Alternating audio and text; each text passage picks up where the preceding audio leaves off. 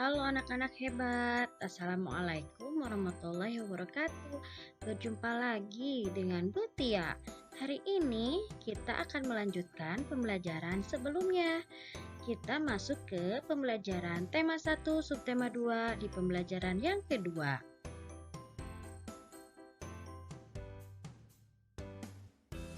Ayam adalah unggas yang biasa dipelihara orang untuk diambil telurnya. Memelihara ayam diharapkan dapat memberikan penghasilan dan memenuhi kebutuhan pemiliknya seperti kebutuhan telur dan daging. Pernahkah kamu mengunjungi peternakan ayam?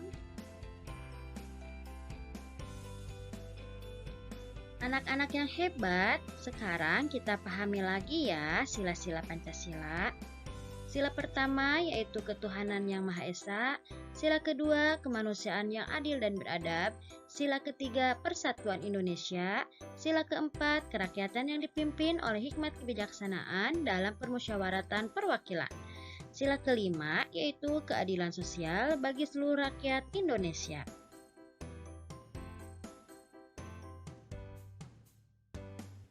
Nah, pada pertemuan ini kita akan belajar penerapan sila keempat Pancasila.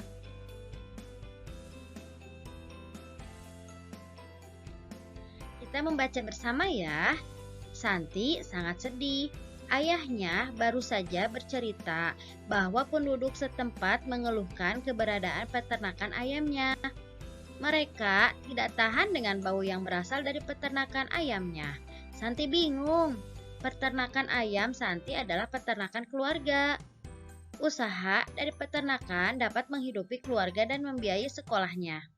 Santi memiliki peternakan ayam petelur. Secara teratur, ia mengirimkan telur ayamnya ke pasar untuk disimpan di salah satu toko di sana. Santi tidak mau peternakan ayamnya digusur. Ia akan berusaha agar penduduk mau menerima keberadaan peternakannya. Apapun yang terjadi, Santi akan membela keluarganya agar peternakannya tetap beroperasi.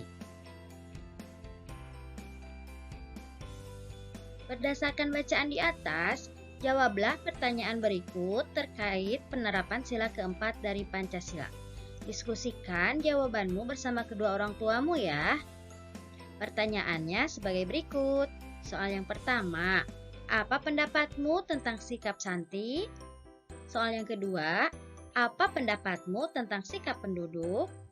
Soal yang ketiga, apa yang sebaiknya Santi lakukan dalam menghadapi masalahnya? Dan soal yang keempat, apa yang sebaiknya penduduk lakukan terhadap keberadaan peternakan ayam? Silahkan diskusikan bersama kedua orang tuamu ya, anak-anak hebat.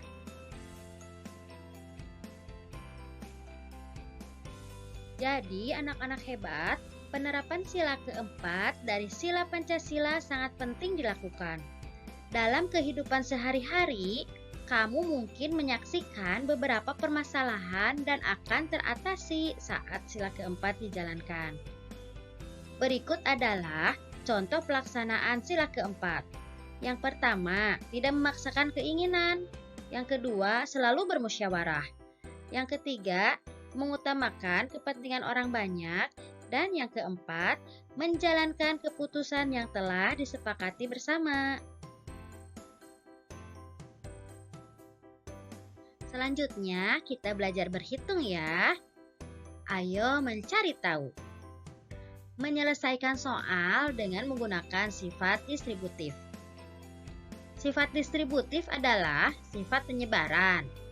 Sifat penyebaran atau sifat distributif perkalian terhadap penjumlahan dan perkalian terhadap pengurangan sebagai berikut.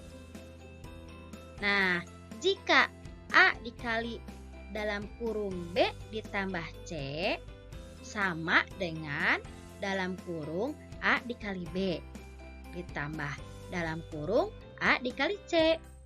Selanjutnya, A dikali dalam kurung B dikurangi C sama dengan dalam kurung A dikali B dikurangi di dalam kurung A dikali C. Kita berdiskusi yuk. Coba selidiki operasi berikut. Apakah 16 dibagi dalam kurung 4 dijumlah 2 sama dengan 16 dibagi 4 dijumlah 16 dibagi 2. Soal selanjutnya, apakah 16 dibagi dalam kurung 4 dikurang 2 sama dengan 16 dibagi 4 dikurangi 16 dibagi 2? Coba cari jawabanmu ya.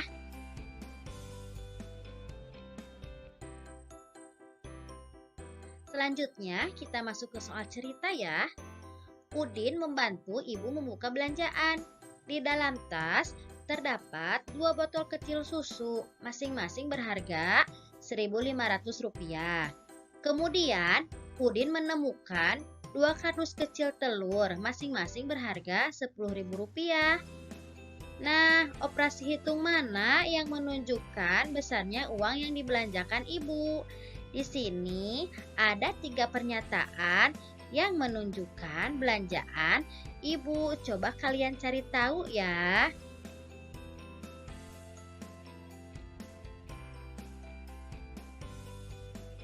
Jawabannya adalah di pernyataan yang kedua.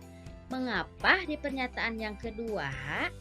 Karena 2 botol kecil susu seharga Rp1.500, sedangkan 2 kardus kecil telur seharga Rp10.000. Jadi 2 dikali 1.500 karena itu harga susunya, ditambah 2 dikali Rp10.000 itu harga telurnya. Jadi hasilnya 2 dikali 1.500 itu Rp3.000. Nah, 2 dikali 10.000 itu hasilnya Rp20.000. Jadi Rp3.000 ditambah Rp20.000. Hasilnya Rp23.000. Bagaimana anak-anak, mengerti semuanya?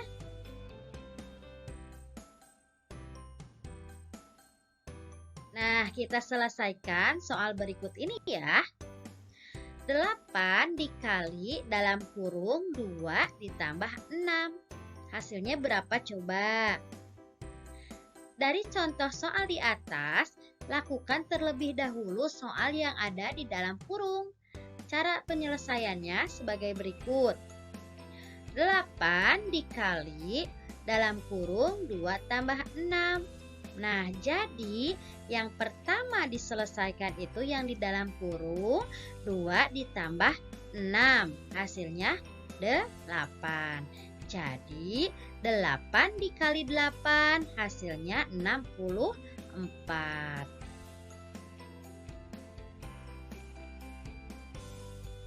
Kita masuk ke soal berikutnya. Udin menemukan soal sebagai berikut. 8 ditambah 4 dikali 6 dikurangi 4. Coba menurut kalian, apabila tidak ada tanda kurung, bagaimana menyelesaikannya? Kita simak bersama ya. Dari soal di atas, banyak kemungkinan penyelesaiannya. Ada kemungkinan penyelesaian langsung. 8 ditambah 4 dikali 6 dikurangi 4 itu hasilnya 68. Namun, jawaban tersebut tidak tepat. Nah, bagaimana cara penyelesaian dengan tepat?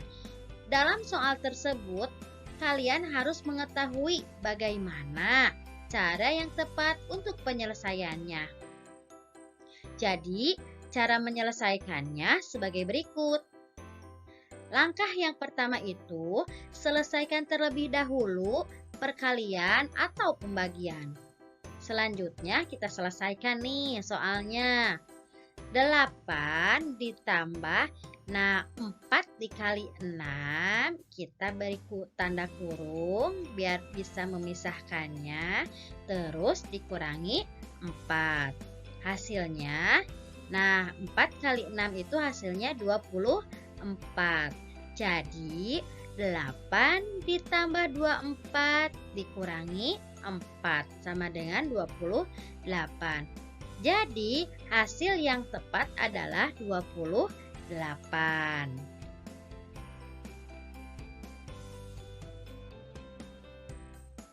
Ingat ya anak-anak yang hebat, langkah operasi hitung adalah sebagai berikut. Yang pertama, selesaikan operasi di dalam kurung. Nah, selanjutnya langkah yang kedua, selesaikan perkalian dan pembagian. Langkah yang ketiga, yaitu selesaikan penjumlahan dan pengurangannya.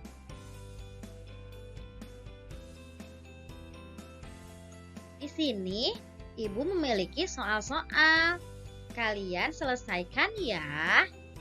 Jawabannya bisa dikerjakan di buku tugas kalian.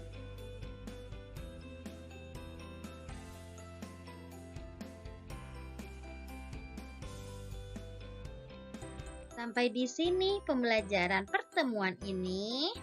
Salam kepada kedua orang tua kalian ya. Jangan lupa jaga kesehatan dan selalu berbahagia. Wassalamualaikum warahmatullahi wabarakatuh.